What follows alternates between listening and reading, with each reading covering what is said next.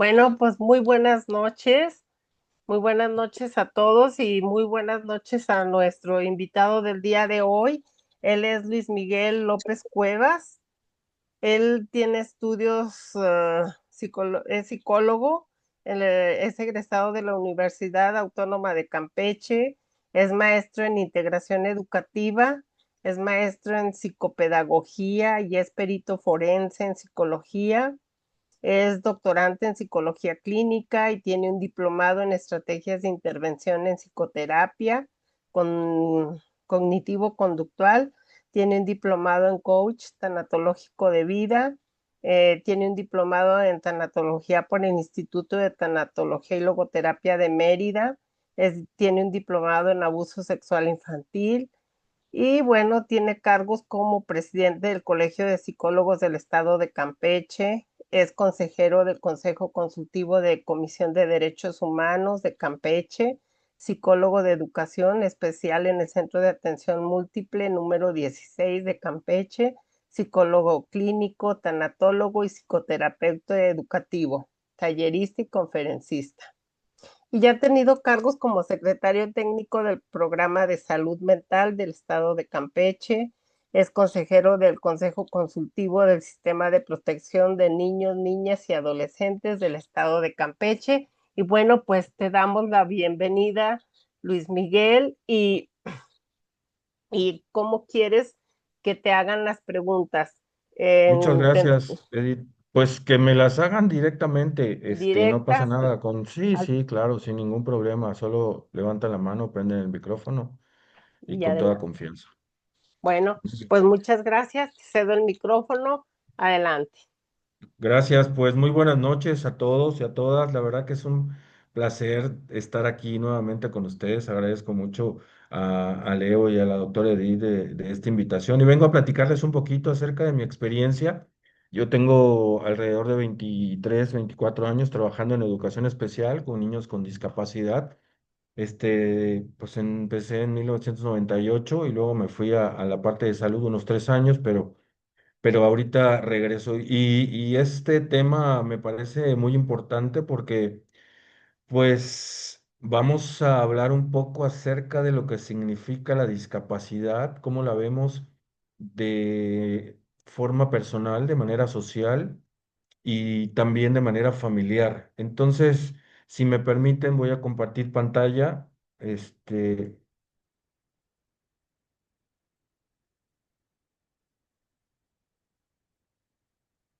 bien, ¿sí lo logran ver? Sí se ve. Muchas Muy gracias. bien. Bien. Bueno, Sí se ve.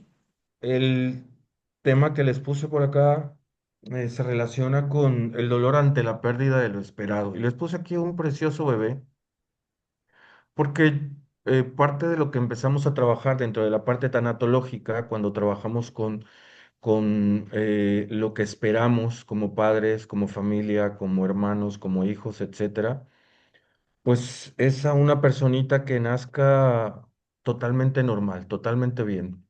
Y durante estos periodos durante este periodo de embarazo, cuando se trabaja con las madres que han pasado por situaciones que a lo mejor ustedes han escuchado o han pasado también, como varicela, alguna infección, lo primero que nos viene a la mente es ojalá que no le pase nada a mi bebé y que esté bien. ¿Por qué voy a hablar de discapacidad y el dolor ante la pérdida de lo esperado? Porque más adelante vamos a ver cuándo la discapacidad se adquiere y cuándo es congénita. Y finalmente, cuándo empezamos a padecer todos, de alguna u otra manera, alguna situación discapacitante o incapacitante que nos permita ver cómo nuestro cuerpo empieza a decrementarse ante las funciones normales con el paso de la edad. Mi nombre es Luis Miguel López Cueva, soy psicólogo clínico, estoy en mi consultorio actualmente, ya desde el 2010 que trabajo aquí en consulta. Para mí fue maravilloso estudiar coaching tanatológico porque me abrió muchas puertas ante la parte terapéutica con esto que a veces no solamente es un proceso de duelo, por muerte, sino las pérdidas, ¿no? A través de las que vamos pasando día a día como seres humanos. ¿Qué es la discapacidad? Bueno, la discapacidad es cualquier restricción que nos impide, ¿verdad?, que actuemos de manera normal. Cualquier restricción, impedimento físico, mental, ¿no? Una limitación, algún problema. Cuando nosotros observamos los niveles de discapacidad que existen en la escuela donde trabajo, tenemos alrededor de 93 alumnos. Y estas características de cada uno de ellos que presentan una discapacidad, pues en ocasiones restringe por la propia discapacidad las posibilidades y las potencialidades de los alumnos, pero en ocasiones son otros factores externos a ellos los que impiden que ellos se desarrollen de acuerdo a sus posibilidades y con estas restricciones ante la vida. Me parece que tener la claridad ante lo que es una discapacidad implica no solamente pensar en personas con alguna deficiencia visual, con alguna falta de inteligencia, con alguna discapacidad motriz, con alguna discapacidad intelectual, sino muchas veces la discapacidad, como lo vamos a ver más adelante, también la podemos adquirir por la parte social, aún teniendo una discapacidad, aún y no teniéndola, aún con algún problema, con alguna situación especial, específica, de acuerdo a nuestro nivel socioeconómico, sociocultural y de acuerdo a las creencias y a todas estas situaciones con las que vamos creciendo dentro de la familia y cómo nos van enseñando a enfrentar la vida. Las personas con discapacidad con las que yo trabajo van desde edad inicial, desde 2 meses que llegan a la escuela, hasta adultos con alguna condición específica que entran a talleres de panadería, de alimentos, para que puedan aprender a ser lo más independiente posibles. A mí me toca trabajar con los padres y con la familia, con el compromiso ante estas situaciones dentro de la parte de educación especial, pero bueno, vamos a ver más adelante de qué estamos hablando, ¿no? Entonces, pues aquí les puse una imagen maravillosa, ¿no? Probablemente de los 60 y después hacia los 2000 de una mujer bellísima que poco a poco pues fue envejeciendo como lo vamos a hacer y lo hemos hecho todos nosotros. ¿De qué estamos hablando cuando hablamos de una discapacidad congénita y una discapacidad adquirida? Bueno, hace rato les mencionaba situaciones en donde a veces pues estas pautas, estas como situaciones que van pasando durante los periodos de embarazo, marcan muchas veces por algún accidente, por alguna discapacidad, por alguna enfermedad congénita, el nacimiento del bebé. Es decir, eh, puedes ver que hay rasgos en la familia de genes hereditarios de chicos que pues han nacido con autismo en esa familia o con alguna situación de algún síndrome, con alguna situación de alguna discapacidad y muchas veces no nos explicamos cuál es el motivo por el que el chico está naciendo con síndrome de Down. Y la adquirida, bueno, es a través del tiempo, a través de algún accidente cerebrovascular, a través del estrés, a través de alguna situación que tenga que ver con un daño cerebral, a través de un accidente que nos llegue a suceder en el carro, en algún lugar y que nos limite el habla, la forma de pensar, el caminar, nos deje sin un miembro del cuerpo. Entonces, no estamos exentos de tener alguna discapacidad a lo largo de nuestra vida. Vemos que ante el nacimiento, tenemos expectativas, pero también para lo que es nuestra vejez, porque queremos llegar bien, ¿no? Y actualmente estamos viendo que nos resistimos más a ser viejos, nos resistimos más al paso del tiempo y cada vez más hay más gente, perdón, hay más personas que se están metiendo a tratamientos de rejuvenecimiento, ¿no? Y entonces esto es parte del rechazo a lo que yo no quiero llegar, a lo que yo no quiero ver y que no quiero también dentro de una parte, como inconsciente y consciente de que me traten como trataron a mi abuela, a mi abuelo o como están tratando a mi madre en algunas situaciones en donde la mayor parte de la carga cae en esa persona del cuidado de las personas de la tercera edad. Pero de alguna manera todos pasaremos por aquí, antes o después, con mayor o menor pelo, ¿no? Con más o menos arrugas, dependiendo de lo que nos hayamos hecho. Estas barreras de las que les hablo, para poder entender un poco cómo nos enfrentamos a las situaciones que pueden ser discapacitantes o a las personas con alguna discapacidad o al término como tal, pues tienen que ver con muchas situaciones de las cuales hemos pasado. Yo he aprendido a través de muchos años de trabajar con madres de familia, con padres de familia, más con madres de familia, y allá está la primera barrera, que es la mamá, la mujer, y ustedes no me dejarán mentir, quien se hace cargo por completo, casi siempre, de los hijos con o sin alguna discapacidad. Entonces, el hecho de poder hablar de barreras nos da la oportunidad de poder entender qué está pasando con este chico en la familia, ¿no? ¿Qué está pasando con este chico en la escuela? ¿Cuáles son las barreras que se están presentando? Pueden ser propias del chico, pero pueden ser también por parte de la familia, de la sociedad o de la misma escuela, al no contar con los espacios necesarios para que ellos puedan fortalecer estos procesos de aprendizaje de acuerdo a sus posibilidades. Entonces, ¿qué se pierde cuando empezamos a enfrentar estas barreras? Nosotros nos imaginamos a nuestros hijos o nos imaginamos a nosotros mismos en situaciones en donde podemos tener un sentido de vida, salir al mundo y podernos hacer independientes, podernos comportar, podernos casar, poder tener una pareja, poder tener hijos o no, adoptar una mascota, poder viajar y todo esto que vamos construyendo a lo largo de nuestra niñez. Cuando nosotros nos casamos y cuando empezamos a desarrollar el sentido de vida y nace o hay una persona que adquiere una discapacidad o vivimos con una persona que empieza a presentar estas situaciones, entonces lo que empezamos a ver es una modificación dentro del sentido de vida. Y aquí me gustaría preguntarte a ti, no sé, voy a decir algún nombre, Guadalupe, Perla, Karina, porque no les veo a todos, porque estoy presentando.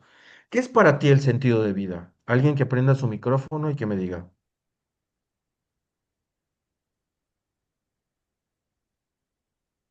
¿El sentido de vida qué es para ti? Tener un propósito. Perdón. Tener un propósito, gracias María. ¿Alguien más? Y yo, es como ese motorcito que te impulsa a salir adelante cada día. Es un motorcito, gracias Ale. Ese A motorcito que mí, te impulsa a yo, salir. A ver, María Guadalupe. disculpe, para mí, por ejemplo, que yo tuve una discapacidad ya grande, se puede decir ahorita a los 62 años. Ok, Primero tuve una fractura expuesta de rótula que me cambió en instantes la vida.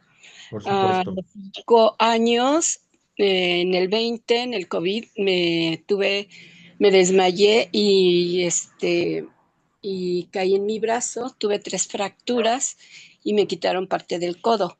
Entonces ahí otra vez me cambió la vida. Pero dentro de esto, yo soy tanatóloga. A lo que voy, ¿qué me está enseñando la vida?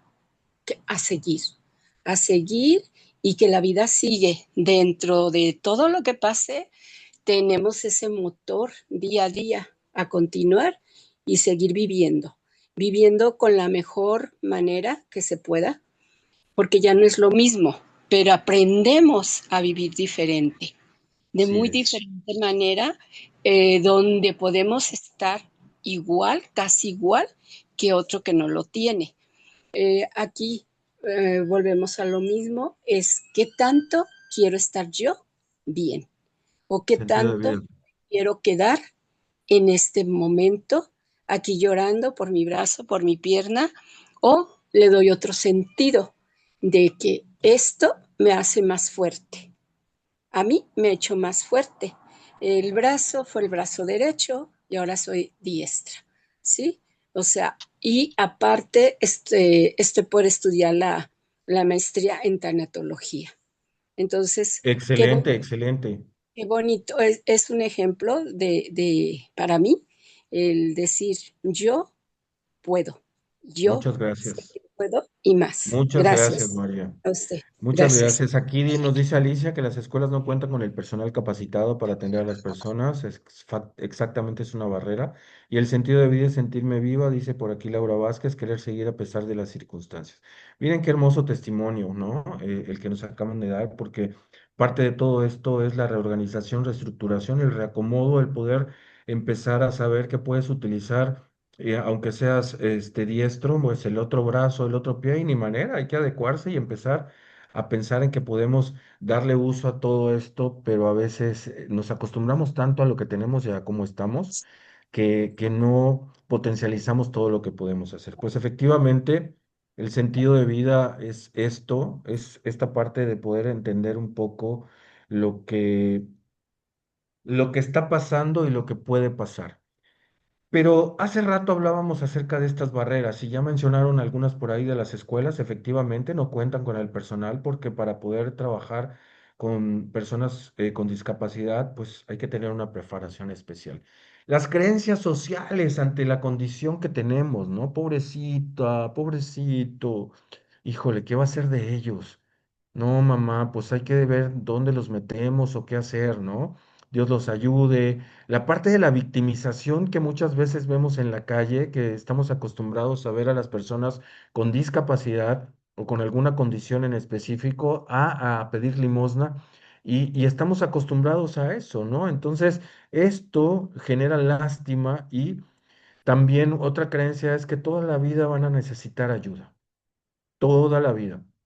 Dentro de estas creencias existen situaciones que se vuelven barreras para estas personas porque cuando la familia deja de ayudar, cuando la madre se cansa, cuando el joven con alguna discapacidad, con síndrome de Down, con autismo, con una discapacidad múltiple, con un trastorno incapacitante, ya no pueden cuidar, entonces lo que hacen es abandonarlos y la familia no se hace cargo de ellos. Entonces, estas creencias sociales ante estas condiciones es, pues tienen que encerrarlos en algún lado, tienen que dejarlos en algún lado, o que alguna persona se haga cargo de ellos. Y lo que vemos son situaciones carentes de sensibilidad para el trabajo de independencia con estas personas que finalmente, pues son personas. ¿Me explico?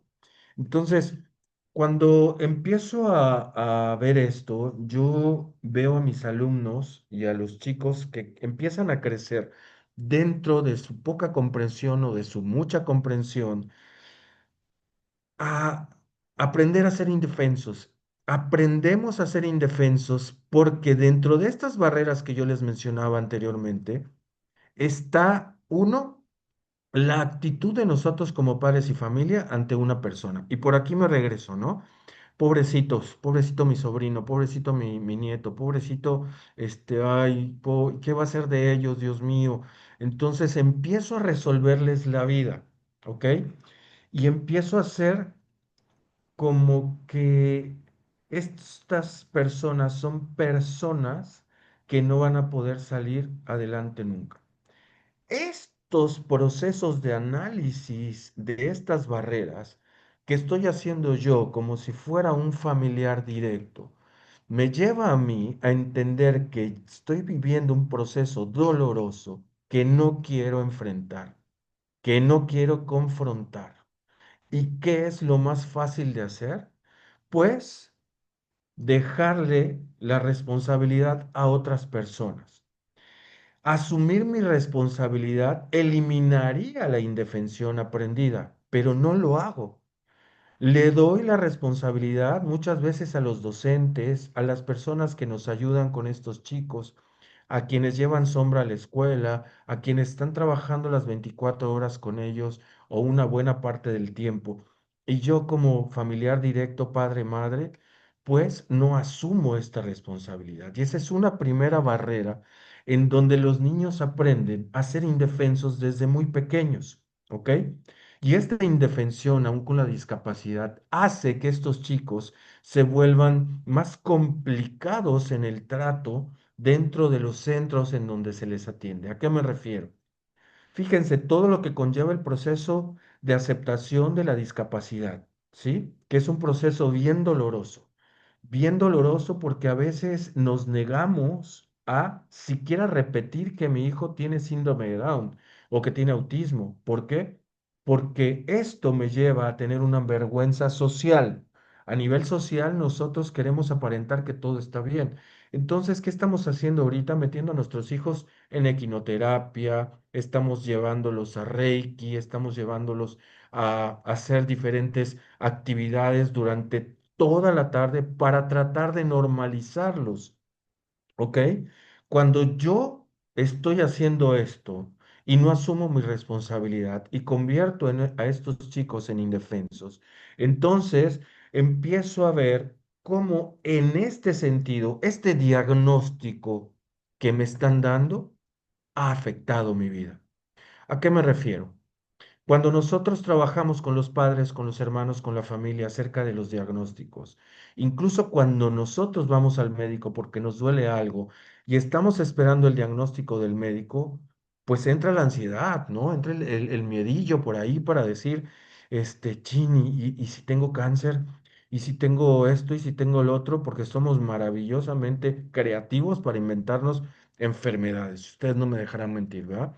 Entonces, cuando llega el diagnóstico, imagínense, nace el bebé, le costó trabajo respirar, ve la madre que lo mete en la incubadora, ve que le ponen oxígeno, ve que lo están reanimando, que el doctor se tarda mucho en checarlo, que no se lo dan inmediatamente para que tome pecho. O sea, todos estos indicadores son de estrés para la madre, porque tienen que darle al niño. Pero antes de dárselo muchas veces, llega el diagnóstico y dicen, señora, su hijo nació con síndrome de Down, o su hijo nació con una malformación, o su hijo nació con...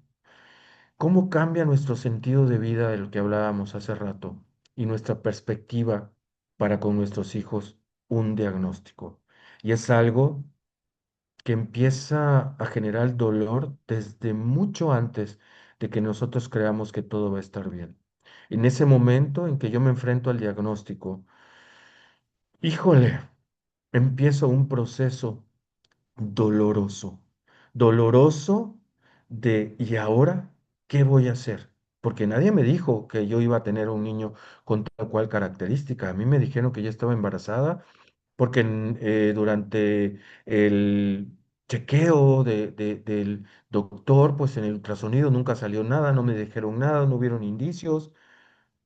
Y resulta que ahora, ¿qué voy a hacer? ¿Ok? Fíjense, este es el primer síntoma en función de esto. Pero, ¿qué pasa cuando salimos del hospital? ¿Qué pasa con papá, con mamá, con abuelos, con tíos? ¿Qué función tuvieron ellos? Porque ellos nos enseñaron a enfrentar y afrontar las pérdidas de alguna u otra manera. ¿Cómo vivieron la muerte de nuestros abuelos, nuestros padres? ¿Cómo viven la muerte o cómo vivieron el duelo, ¿no? Por alguna situación nuestras familias? Pues muchas veces fue en silencio total, y si nosotros éramos niños, no había poder humano que nos hiciera que fuéramos a despedirnos de abuelo o de abuela al féretro. No había poder humano porque no teníamos como la edad para entrar a un funeral. No había, bueno, no nos dejaban vivir el proceso de despedida con nuestros familiares. Entonces, cuando nosotros nos enfrentamos a estas situaciones, pues muchas veces repetimos patrones de conducta, patrones de comportamiento, de poder enfrentar, convivir o no en estos procesos de duelo a través de la pérdida del hijo esperado, del nieto esperado, del sobrino esperado, del primo, del hermano esperado, ¿sí? Y entonces tenemos que empezar a vivir esto desde una perspectiva de autoanálisis en donde a lo mejor Alicia, Silvia, a lo mejor no sé, alguno de ustedes o alguna de ustedes pudiera recordar, ¿no? ¿Cómo fue esto? ¿Cómo le hicimos o cómo las estamos viviendo? Y esto es un proceso de retroalimentación, porque muchas veces yo aquí en la consulta empiezo a trabajar desde, pues, ¿qué perdiste, no? Perdí a mi esposo. Durante 20 años estuve casada o casado y de repente, pues, ya no está. Pero mi madre me dijo que tengo que ser fuerte, que yo siempre fui independiente, que no necesite un pinche hombre para salir adelante, perdón por la expresión, pero pues es el argot mexicano, ¿no? Etcétera, etcétera, etcétera, y me pongo a ver la serie de mentiras, ¿no? Y entonces, de esta manera empezamos a enfrentar las pérdidas. Y luego me llega la paciente y me dice, pues es que no sé por qué estoy llorando todo el tiempo, porque estoy en depresión, porque estoy... Es que estás viviendo algo que no quieres vivir, que te estás resistiendo a vivir, pero que a pesar de todo esto, tu cuerpo no puede detenerlo. Tiene que salir de alguna manera, ¿ok? Y entonces, cuando nosotros evitamos el estrés, evitamos el miedo, evitamos el llanto, el cuerpo tiene que liberar esas sustancias, ¿no? Y aquí las doctoras no me dejarán mentir, las médicos en función de que sale la noradrenalina, sale la dopamina y tiene que salir como sea. Entonces, o te da una crisis de ansiedad o empiezas a llorar como loco, como loca por todos los rincones de tu casa, o empiezas a pegar de gritos y a desahogarte porque tú mismo te empiezas a atacar. Tu cuerpo empieza a atacarse y es cuando, pues, aunque ustedes no lo crean, pudieran empezar a aparecer las enfermedades autoinmunes, ¿verdad? ¿Por qué? Porque el dolor lo tengo tan retenido, porque esto que tengo guardado durante tantos años de esta situación que no he logrado superar, ya me está afectando. Y entonces, se me entumen las piernas, ya tengo piedras en los riñones, ya tengo el colon irritable, ya tengo la vesícula inflamada, ya tengo, porque el dolor sigue ahí adentro. Y muchas veces esta fue la familia que nos tocó, en donde aprendimos, en donde crecimos, en donde convivimos y en donde como hombres y como mujeres, pues aprendimos a afrontar las pérdidas de alguna u otra manera o a no confrontar con esto que nos toca vivir ahora.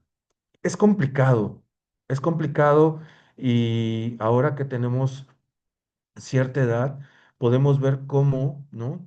Cada uno de estos análisis con estas preguntas que yo les hago, pues nos empieza a recordar cómo vivimos, ¿no? ¿Qué función tenía cada miembro de la familia y para qué le servía esa función?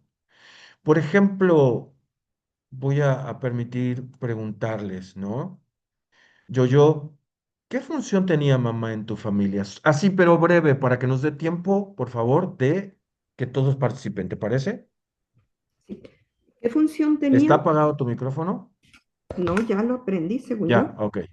Ok. ¿Qué función preguntas? Sí, Mi mamá era princesa y nos enseñó a ser princesa. princesas. ¿A qué te refieres? Que nunca hicimos nada en la casa porque ella jamás hizo nada en su casa porque era la única mujer entre 6 hombres y no aprendió a manejar porque tenía chofer y muchos hermanos y muchas Wow. cosas así no hacía. Entonces fue Ok, difícil para mí, porque ella sí daba mucho amor, era muy social, tenía muchos compromisos altruistas y eso, pero, pero realmente era princesa. Entonces ella ok. daba amor y era princesa. Gracias. Esa Gracias, era su Jojo. función. A ver, Iván Tapia, ¿estás por ahí? Ok, no está por ahí, Iván. Ah, Iván, ¿qué función tenía tu papá? Está apagado tu micrófono.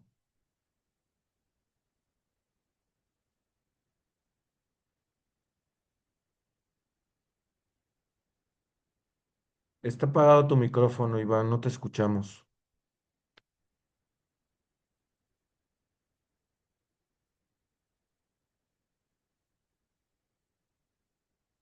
Ya pude reactivar. Buenas noches. Gracias.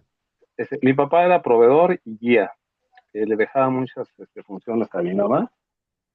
Y después que se divorciaron, pues tuvo que ser también, pues la parte, siempre era como la fuerte y aparte de no el que regañaba, pero cada año, pero lo trató de hacer con mucho cariño. Entonces, Ok. en un principio era un poco Proveedor distante. y guía. Sí, Muchas exacto. gracias, Iván. Briseida, ¿qué función tenían tus abuelos? Hola, buenas noches. Soy Hola. Conchita Camal, solamente que estoy en la cuenta de mi hija. Ah, ok, Mis Conchita. abuelos, ¿qué función tenían? Mi abuela materna no la conocí. Mis abuelos paternos, pues nomás los conocí una vez. Los vi y nomás tenía conocimiento de ellos por medio de cartas. Y mi abuelo materno fue al que sí conviví con él. Pues él conviví con él las últimas años de su vida. Me tocó apapacharlo, me tocó guiarle en aquel entonces, pues yo no era tanatóloga, más sin embargo, tuvo una maravillosa despedida mi abuelo con sus tres hijos, a pesar de que mi abuelo fue un papá ausente, porque mi mamá quedó huérfana cuando mi abuela parió a mi tía. Entonces, Conchita, mándeme. ¿qué función tenían tus abuelos? Pues función. Dentro de la Mm, familia, ¿qué función tenían? no hubo ¿Eran función de, proveedores nada más? ¿Eran qué? pues probablemente fue proveedor al final de la vida, pero no hubo una Perfecto. función específica. Ok, muy bien. Muchas gracias, Conchita. Perdón porque si no se nos va el tiempo. Ale, tus tíos y después Verónica, tus hermanos.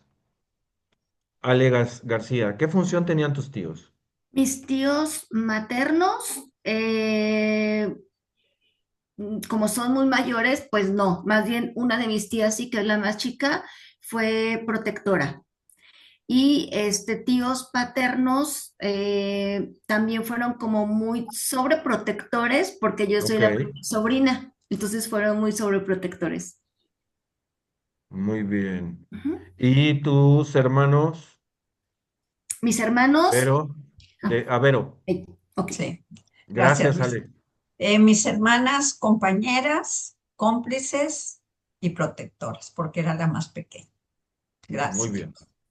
Muy bien. Pues miren, a veces desconocemos tantas cosas de nuestra familia porque realmente no hay claridad en la función que tiene cada uno de los miembros muchas veces. Son proveedores, son pues personas que nos cuidaron, pero ¿para qué le servía esa función? Es decir, ¿para qué quería ser proveedor? ¿Para qué quería ser la reina y viajar? ¿Para qué quería? ¿Para qué? ¿Para qué? ¿Para qué? ¿Qué aprendimos de todo esto? Porque muchas veces aprendemos de esta parte en función de la función como hombres y como mujeres que ellos fueron adquiriendo a lo largo de su vida en estas familias. Entonces, imagínense. Estamos hablando de la función de cada uno de los miembros, de las barreras que se viven dentro de la familia y fuera de la familia, y para qué le servía esa función. Y si yo te preguntara hoy, a ti, Francisco, si estás por aquí, Francisco Bello, Sí, lo escucho, maestro. Francisco, ¿qué función tienes tú en tu familia? Mi función es cuidar, proveer, orientar, educar y acompañar. Perfecto, gracias, Francisco. Fíjense, y a veces nuestra función no radica en muchas veces ir acompañando, como decía Francisco, ¿no? En estos procesos, sino cada una de estas personas que ustedes fueron nombrando vivieron esos procesos solos, esos procesos en donde cada familia vivió el dolor, vivió la pérdida y pues muchas veces ni siquiera se volvió a hablar de estas personas. Cuando nosotros nos enfrentamos a las diferentes pérdidas, ¿no? No solo hablamos de discapacidad. ¿Cómo verían sus abuelos y sus tíos, ¿no? Si alguno de sus hijos, pues, estuviera tatuado, ¿no? O fuera gay o lesbiana, o fuera transgénero, o cualquier tipo de manifestación de su sexualidad. ¿Cómo hubieran visto, cómo lo verían si tuviera algún tipo de síndrome, ¿no?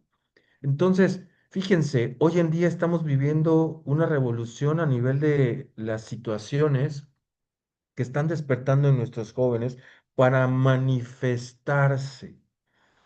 ¿Cuándo hubiéramos visto nosotros esto de nuestros abuelos, ¿no? Y estas barreras a las que están nuestros jóvenes actualmente, pues, enfrentándose y tratando de romper, pues muchas veces son a través de manifestaciones de carencia afectiva, manifestaciones de rechazo, manifestaciones de inseguridad, de miedo, para poder pertenecer, porque nunca me sentí parte de, ¿ok? Entonces, fíjense, hablar de duelo no solamente es hablar de trabajar el dolor porque mi hijo o mi hija, ¿sí? Tiene una discapacidad, sino porque es diferente ante la sociedad. Y lo diferente ante la sociedad, pues a veces no es bien visto. Estas barreras, ¿verdad? Significan eso.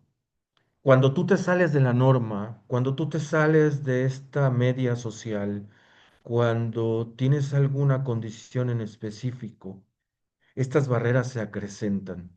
Estas barreras son barreras que se imponen a través de la sociedad.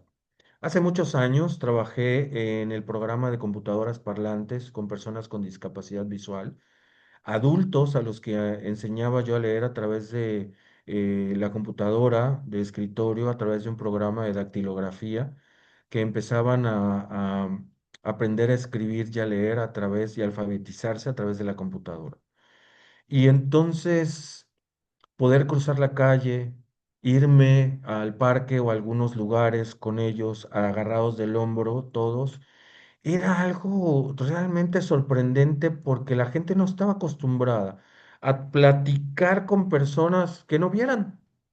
Y entonces no sabían ni cómo hablarles. Y esto nos pasa incluso a nosotros. No sabemos cómo dirigirnos hacia las personas cuando tienen alguna discapacidad, ¿no? Incluso siendo adultos, pues los minimizamos de alguna u otra manera. Y estas barreras son impuestas por la sociedad, por lo que vemos en las redes sociales, por lo que se comparte en televisión, por lo que se comparte en los medios. Las barreras ante la diferencia las marca la sociedad y nosotros somos parte de esta. Entonces, ¿cómo aprendimos nosotros a asumir estas barreras, a lo mejor a no creer que las tenemos? ¿Cómo nos enseñaron? ¿Ok? ¿Cómo nos enseñaron a afrontar la muerte desde la parte de la familia? ¿Cómo nos enseñaron a afrontar las pérdidas? ¿Ok? Cuando se perdía el dinero, cuando se me caía, pues no sé, la leche e iba yo de la tienda a la casa, cuando se me perdía la cartera, cuando se me rompía algo.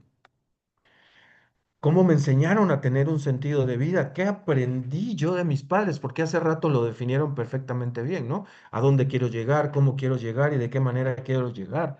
¿Cómo le doy sentido a mi vida a través de lo que hago y de lo que pienso y de lo que tengo? A cómo actuar ante el dolor. ¿Cómo nos enseñaron a actuar ante el dolor? ¿Verdad? Pues los hombres no lloran, ¿no? Lloran las mujeres. Y entonces, súper peyorativo, ¿no? Es este dicho en donde nos hacen más fuertes a unos que a los otros por el solo hecho de llorar, en donde dice que el llanto te hace más débil, ¿ok? Cómo nos enseñaron a ser hombres y a ser mujeres. Entonces, yo quiero que te des cuenta de esto, porque parte de esto también es un aprendizaje que tenemos que empezar a entender desde lo que yo estoy haciendo hoy porque pues sí, soy proveedor y acompaño, pues sí, solamente soy la reina de la casa, pues sí, solamente estoy ahí con la familia y punto, y no voy a ver a nadie. o solamente me dedicaba a trabajar las 24 horas, ¿no? Entonces, parte de todo esto, Carmen, Rosa, Elsia, Elsa, perdón, Iván, son situaciones que tenemos que empezar a identificar y a analizar en función de cómo nos enseñaron a afrontar todo esto. ¿Por qué? Porque tú te estás preparando como tanatólogo probablemente, pero no puedes dar terapia si no llevas terapia tú. No puedes atender pacientes solamente por haber estudiado una especialidad sin tener una maestría. Es importante que tengas en cuenta de que esto que te están enseñando y de estas charlas que tenemos gracias al Colegio Internacional de Tanatología, tenemos la oportunidad de poder entender y comprender que las pérdidas se viven desde la perspectiva de cada una de las familias. Y cada una de las familias es un mundo completamente diferente a la familia en la que tú creciste. Entender esto implica tener experiencia para poder interpretar desde dónde estás sintiendo el dolor, desde dónde tu cuerpo lo está manifestando y cómo tú lo estás reteniendo o lo estás sacando. ¿De qué manera? ¿A través de qué? ¿O con quién? Porque muchas veces también nos desquitamos, ¿ok? Estos procesos que son reflexivos para ti tienen que ver con la parte terapéutica en donde yo como terapeuta cognitivo-conductual puedo trabajar desde la parte de hacerte entender con estas preguntas. ¿Qué es lo primero que tengo que hacer para lograr mi sentido de vida? No importa que yo tenga 70, 80 años, 60, 40, 30, el sentido de vida no se acaba nunca, porque renace cada día con nuevos proyectos, ¿ok? ¿Qué es lo primero que tengo que hacer? Si yo te preguntara, por ejemplo, Lucía, Lucía, ¿puedes prender tu micrófono, si eres tan amable? Lucía, la primera persona que venga a tu mente, ¿va? Y todos piensen en Sí, ella. Lucía, si yo te preguntara, ¿quién es la persona más importante para ti? La primera que venga a tu mente, ¿a quién me dirías en este instante? mi hija, Tu hija, ¿cómo se llama tu hija? María de la Luz. Si no fuera tu hija, ¿quién sería? Si no fuera mi hija, ¿qué, perdón? ¿Quién sería? Mi esposo. Ok. ¿Y si no fuera tu esposo? Rápido, Pues rápido. mis nietos, alguno de Tus mis nietos, alguno de tus nietos. nietos, y así nos vamos a ir. ¿Ok? Ajá. Entonces, si yo te preguntara, fíjense, le voy a reformular la pregunta. ¿Quién debería de ser la persona más importante para ti? Yo, yo. Exacto. Pero ¿sabes qué? Algo nos impide ponernos en primer lugar. ¿O no, Ajá. Lucía? Sí. Anteponemos a Ujú, los demás y queremos que los demás estén felices. Y ujú. entonces evito que les duela algo, evito que lloren, evito que sufran, aunque a Lucía se le esté cargando el payaso, ¿no? Así es. Gracias, Ujú. Lucía, gracias. Sí, Entonces, gracias a ¿qué es usted. lo primero que tengo que hacer? Pues saber en qué lugar estoy dentro de este proceso, en dónde estoy ubicado dentro de mi familia. ¿Quién soy yo para los demás? ¿Quién soy yo para mí? ¿Cuál es el motivo por el que, caramba, no me pongo en primer lugar? Y esto me da la oportunidad de saber si puedo trabajar con la aceptación de lo que tengo, de lo que soy, de mi cuerpo, de ese recipiente en donde estoy guardando todo. Y de esta manera saber si puedo trabajar con el dolor, con la muerte, con la discapacidad, con la pérdida. O me regreso a cómo me enseñaron a enfrentar todo esto. Estos procesos reflexivos tienen que ver con el cómo iniciar el proceso de reconocimiento de mi realidad. Muchas veces, pues, vivimos para los demás, ¿no? Y entonces vivo porque, pues, reconozco la realidad de los demás. Y entonces es más fácil, Ana María, empezar el chismecito, ¿no? Pues, ¿cómo ves a la compañera? Empezar el chismecito y la crítica constructiva, porque nosotros no hacemos crítica destructiva. La crítica entre compañeros de trabajo, entre vecinos, entre familia, ¿no? y es más fácil pensar en lo que el vecino pudo hacer y nunca hizo para realizar muchas cosas. Pero no nos volteamos a ver a nosotros.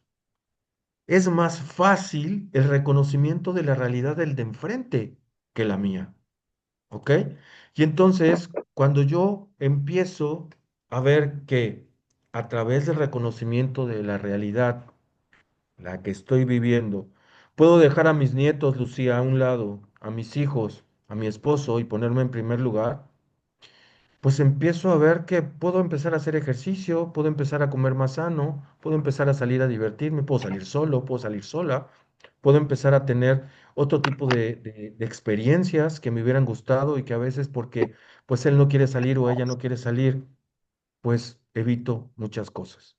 Entonces, este proceso de realidad tiene que ver con esto que voy a presentarles y me voy a ir un poquito más rápido porque no sé cuánto tiempo nos queda, doctora. Y bueno, tiene que ver con esto. ¿Qué me ayuda? Cuando mis recursos son menos de los que la situación me exige, probablemente no me dé cuenta o no me quiera dar cuenta. ¿De qué estoy hablando? Cuando mis recursos son menos de lo que la situación me exige y probablemente no me dé cuenta o no me quiera dar cuenta de que mis recursos son menos de lo que la situación exige. Y por esta situación todos hemos pasado y estamos hablando del miedo porque la situación me exige algo que a lo mejor yo creo que no tengo. La situación me exige poder hablar con mis hijos acerca de lo que está sucediendo con respecto a lo que pasó entre papá y yo, entre hermanos y tíos. Pero, ¿mis hijos merecen saberlo o no? ¿Pero los demás merecen saberlo? El miedo es algo que tenemos innato en nosotros, porque es un mecanismo de defensa, ¿ok? Nos prepara para salir huyendo de alguna situación cuando estábamos en la época cavernícola, ¿verdad? Pero hoy ya no estamos en la época cavernícola, pero ¿qué creen? Seguimos actuando muchas veces como cavernícolas, ¿no? ¿Y qué hacemos? Huimos como viles cobardes a veces. Entonces, reconocer también el miedo implica saber qué o con quién estoy enojado. Porque nos enojamos, todos nos enojamos. Tratamos de poner límites, porque también nos enseñaron a poner límites y a lo mejor abuelo era quien inventaba madres para poner límites y cállense, mamá, me dejan ver la tele, ¿no? Entonces, esto de poner límites a aquellas personas que quieran impedir mi espacio y cuando no logro contactar con mi propio enojo, pues yo no puedo poner límites, pero cuando poner límites implica un enojo o sobresalir del enojo y empezar a tener ira, tener situaciones que a lo mejor se consideran o no dentro de un trastorno, por ejemplo, esquizofrenia, paranoia, algún trastorno de personalidad que a veces no podemos reconocer, pues este enojo, pues dura toda la vida, porque a veces, recuerden, hablando de la diferencia, no todos nos enojamos como quisiéramos enojarnos, ni nos enojamos con las personas que amamos como quisiéramos enojarnos. El enojo sale y punto, y también aprendimos a enojarnos como nos enseñaron. Pero si yo te preguntara a ti, Ana, no, a ti, Esther, ¿te has enojado, Esther? Sí, cómo no. ¿Y con quién te has enojado últimamente? Últimamente me enojé conmigo ¿Por qué te enojaste contigo? por haber sido muy permisiva. Ah, pensé que ibas a decir otra palabra. Ok, perfecto. Oye, a veces, muchas gracias, Esther. Esto es maravilloso, ¿no? Y te agradezco, Esther, porque a veces nos acostumbramos a enojarnos con el de enfrente y nosotros muy fregones nos dejamos a un lado, ¿no? Es que pinche viejo, no sé quiero, la señora, esto, la vecina. Pero realmente estoy enojado conmigo por permitir, por no cumplir, por no hacer lo que tenía que hacer en el momento en que lo tenía que hacer, por no poner límites a las personas que se las tenía que poner en el momento en que lo debía hacer. Y reconocer esto es maravilloso, pero a veces no lo hacemos. ¿Por qué? Porque es más fácil echarle la culpa al de enfrente, ¿no? Y entonces, esta inseguridad y este malestar y este desagrado jamás cae al piso, jamás. ¿Por qué? Porque en esta indefensión aprendida con la que crecimos, ¿recuerdan? Jamás nos enseñaron a asumir nuestra responsabilidad. La culpa nunca cae al piso, jamás. Jamás nos enseñaron a disculparnos porque a lo mejor no debí hablar o no debí decirte o no debí, no sé, todos los deberías que nos dijeron en casa. Y respondían con una cachetada, cállese, que cuando yo le digo algo usted no tiene derecho a hablar, ¿no? O yo soy aquí el papá y tú no tienes por qué responder la mamá. Y venía el varazo, ¿no? En la mano. Entonces, pues generalmente aprendimos que la culpa era más fácil echárselas de frente porque si yo asumía mi responsabilidad, me iba peor. ¿Estás de acuerdo? ¿Y cómo nos iba peor? Bueno, pues las marcas, las chanclas en las pompas, ¿no? Ahí decía sayonara clarito en mi pompa, ¿no? Bien, y entonces en este proceso de reconocimiento, esto que implica un trabajo interno, bien interno, a nivel emocional, a nivel conductual, es un trabajo de lucha constante, de lucha conmigo mismo, o de lucha con dolor, porque el dolor nos acompaña a través de este proceso de reconocimiento, es cuando empezamos a aceptar. Empezamos a aceptar lo que yo represento, lo que yo soy, lo que yo tengo, con lo que yo cuento y qué puedo empezar a hacer que nunca he hecho. Que de hacerlo empezaría a haber cambios positivos en mí. Este proceso se llama aceptación. ¿Qué tengo y qué no tengo? ¿Para qué lo tengo? ¿Qué puedo empezar a hacer para yo como padre, como familia, aceptar a esta niña que no puede caminar? Aceptar el trastorno, aceptar la discapacidad, aceptar la pérdida. Uno, pues primero, si no hay un diagnóstico, hay que ir a que nos digan qué es lo que está pasando con este niño, con esta niña. Dos, poder acompañar desde tu postura como hijo, como madre, como padre, como tío, para aceptar un diagnóstico. Es necesario que la persona, que sepas que la persona que lo va a recibir, pues lo va a recibir de la peor manera, porque no estamos acostumbrados a recibir un diagnóstico y menos que es para toda la vida. Y entonces, a partir de esto, este acompañamiento va junto con la terapia. No puede ir una cosa sin la otra, porque es un proceso que lleva una transformación desde lo interno, desde el interior. Pero para eso tienes que voltear a verte. Tienes que saber que vives con personas y que tú también probablemente vas a vivir una discapacidad en mayor o menor medida, en mayor o menor tiempo. Esto me da la oportunidad para que puedas empezar a descubrir de qué te diste cuenta el día de hoy. ¿Cuándo tú, Lucía, María, Esther, Iván, Tomás, vas a empezar a darte cuenta y a modificar esto? Porque hay que modificarlo, no hay que cambiarlo.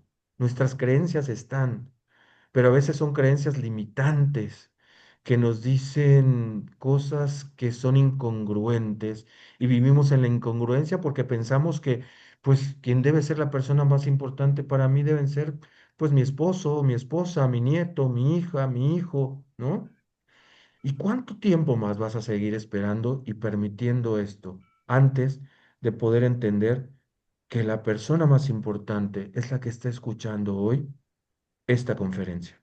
Esta conferencia que me dé la oportunidad de convivir contigo hoy y de que tú y yo coincidamos el día de hoy, que me puedas ver a los ojos, que me puedas escuchar, que yo pueda platicar y hablarte de mis experiencias y de que este trabajo es un trabajo que te corresponde a ti, a mí y a todos los que estamos aquí.